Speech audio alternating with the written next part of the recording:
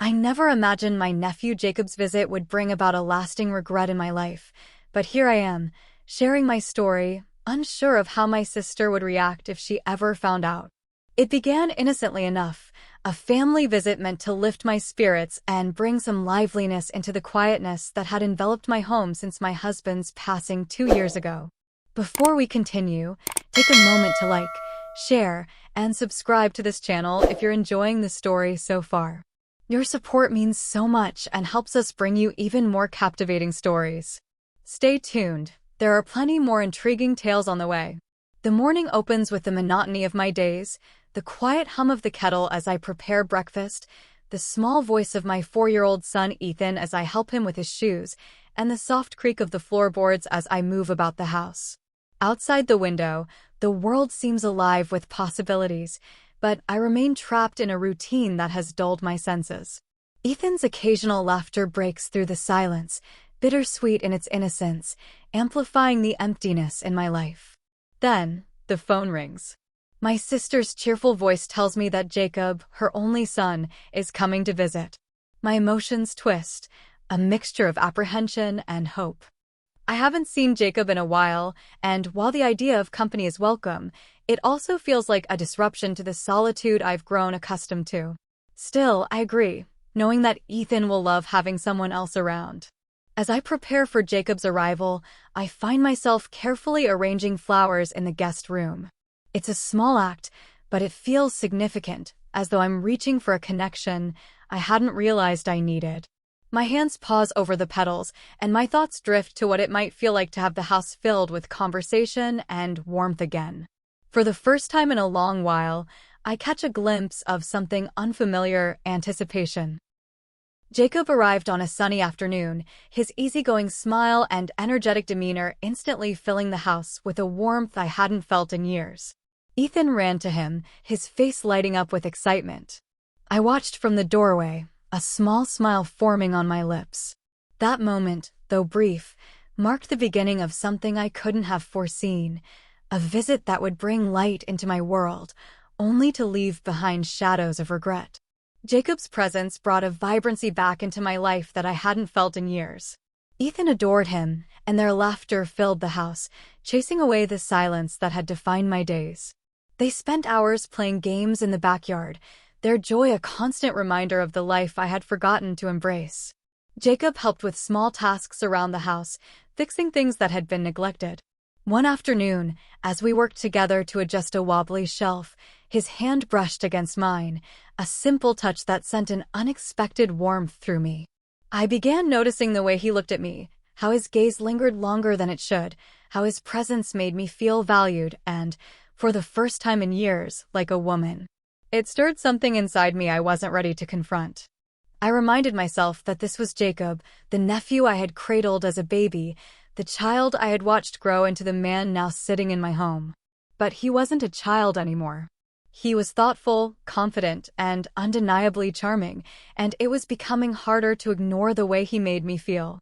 One evening, after Ethan had gone to bed, Jacob and I sat on the couch together. The soft glow of the lamp bathed the room in warmth, and our conversation shifted from light-hearted stories to deeper reflections about life, loneliness, and dreams. Somewhere in the stillness, he reached for my hand, intertwining his fingers with mine.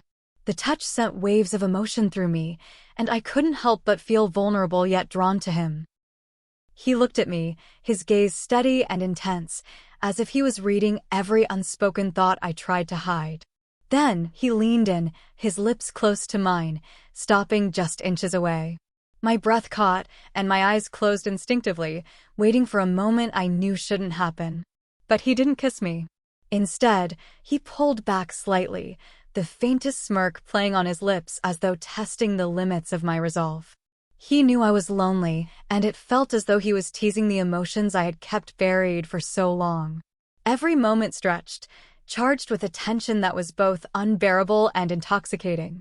It was as if he held the power to unlock a part of me I had forgotten, and the weight of it all was consuming me. All I could do was sit there, caught in a storm of emotions I hadn't prepared for, unsure of where this would lead or how it would end. It happened that day on a Thursday. The house was quiet, with Ethan already asleep. Jacob and I sat together in the dimly lit living room, sipping tea. The warmth of the tea did little to settle the unease I felt. The tension between us was undeniable. The soft glow of the lamp cast long shadows on the walls, making the room feel smaller, more intimate. I began sharing memories of my late husband, my voice faltering under the weight of loss. Jacob listened intently, his empathy a quiet comfort that bridged the emotional distance I hadn't realized still existed between myself and another person. His understanding felt sincere, a connection I hadn't expected to find with him. Our conversation eventually shifted to lighter topics, and for a moment we laughed. It wasn't forced or polite, it was genuine, and it broke through the heaviness of the evening. But as the laughter faded, we found ourselves sitting closer than before, the space between us narrowing. His hand rested near mine, and I could feel his gaze fixed on me. I turned toward him, our eyes meeting, and the silence grew louder. Without realizing it, we were leaning toward one another. His face was close, so close, and I felt his breath against my skin.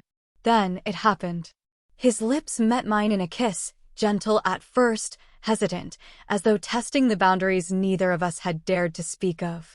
It was brief, but in that fleeting moment, a flood of emotions surged through me: guilt, longing, confusion, and a depth of vulnerability I hadn't touched in years. It was at this point he pulled me much closer, and I turned around. By this time my back was facing him when it happened. I was losing my breath. Yes, we did it that night.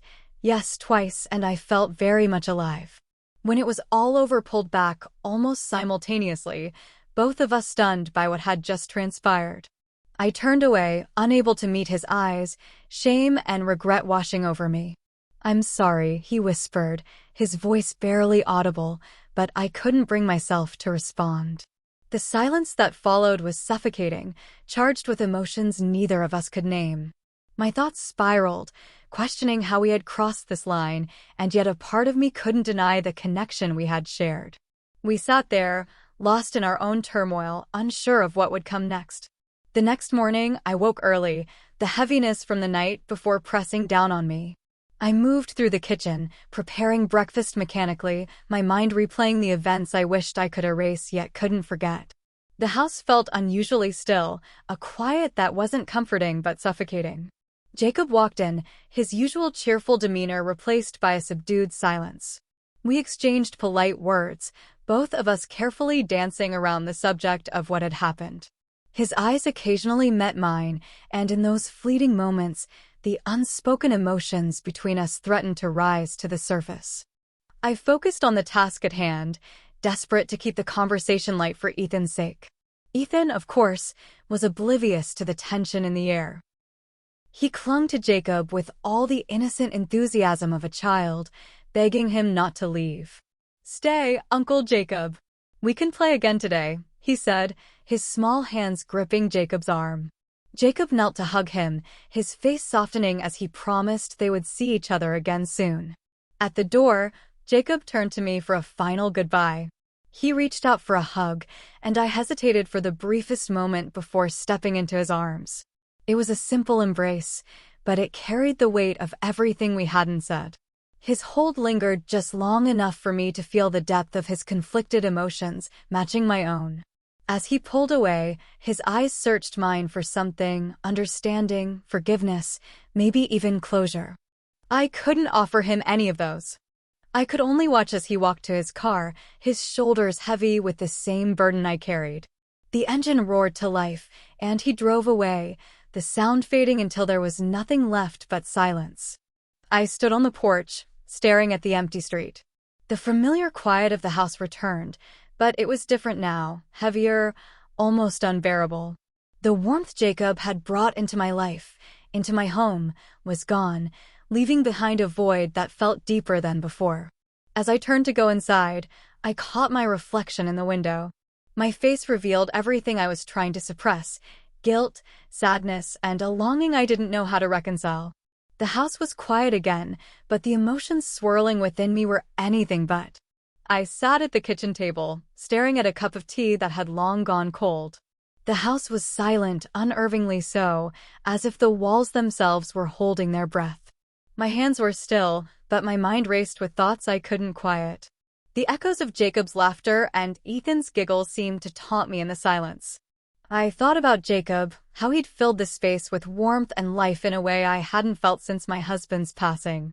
His kindness, his presence, his gaze. They had done something to me, something I hadn't expected. I wasn't prepared for the feelings his visit would awaken. I wasn't ready for that moment when everything changed. I remembered his hand in mine, the way he looked at me like I was more than just a widow, more than a mother struggling to hold it together. And then, that kiss, the one neither of us had planned, but both of us had let happen. It was brief, but it had left its mark. I picked up my phone, my sister's name staring back at me on the screen. Should I tell her? Should I confess the truth and risk everything, the bond between us, the image of the family I'd tried so hard to protect? My thumb hovered over her contact, but I couldn't bring myself to press it. I don't know if I'll ever tell her, I whispered, my voice breaking the heavy silence. Some things are better left unsaid, I thought. Jacob's visit had brought life back into this house, into me, but it had also left behind questions and regrets that I couldn't shake. I put the phone down and walked to the window. Outside, the street was still and empty, just like the day he left. The sunlight was fading, casting long shadows across the room. I pressed my hand against the glass, my eyes tracing the road where Jacob's car had disappeared. The quiet was unbearable, but I stayed there, watching as the day turned into night. Ethan's laughter echoed faintly in my memory, a reminder of the joy that had briefly returned to my life. But now, the house was silent again, and I was left to face the storm within me, alone. Some stories, I realized, are meant to remain untold, even if they change everything. If you enjoyed the story and want to hear more, don't forget to like this video and subscribe to the channel. Your support means everything, and it helps me share more of these heart-to-heart moments with you. I can't wait to hear what you think, so let's start a conversation. This keeps the tone conversational and engages viewers directly while encouraging them to interact and subscribe.